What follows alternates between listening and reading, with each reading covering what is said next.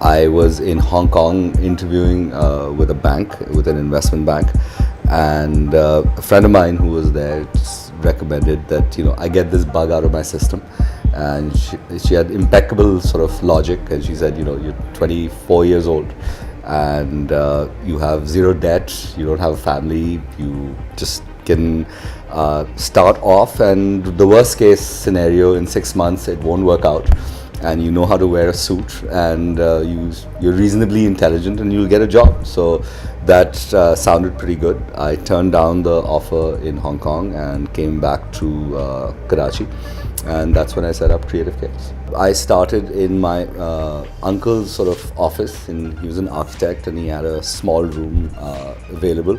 So I rented that from him, and I think we started off with 2 people.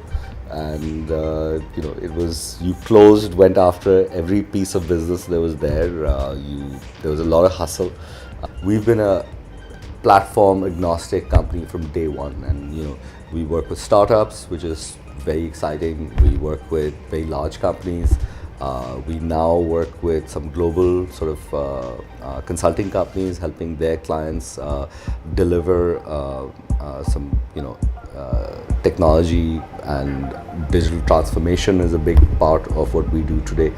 Entrepreneurship or business mimics life, and there are ups and downs and highs and lows, and I think you just have to roll with it and keep on sort of moving and innovating and staying relevant. The challenges are there. There was zero funding available at that time for sort of entrepreneurs. It wasn't cool at all. Most of my family and friends thought I'd lost my mind. You had people say that this digital stuff, it's a fad, it's just a passing thing, it may work elsewhere, it's not going to work in Pakistan. There were months where by the 27th you were wondering how you were going to pay salaries.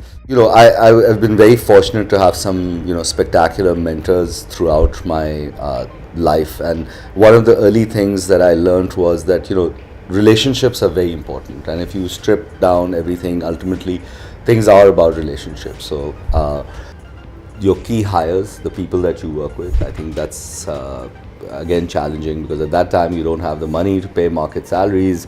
There's a lot of hustle.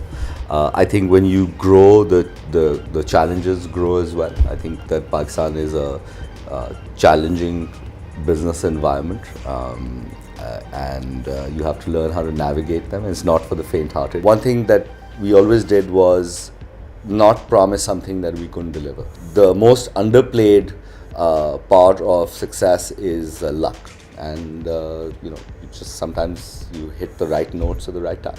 We talk about the great potential, but then you also see what public sector universities, what the output as well, and also private sector universities. And I think that really focusing on education is extremely important if we want this sector, or any sector for that matter, to grow. What did you score? That's more important than what did you learn. I've had skin in the game in Pakistan for 17 years, so had options to do it elsewhere.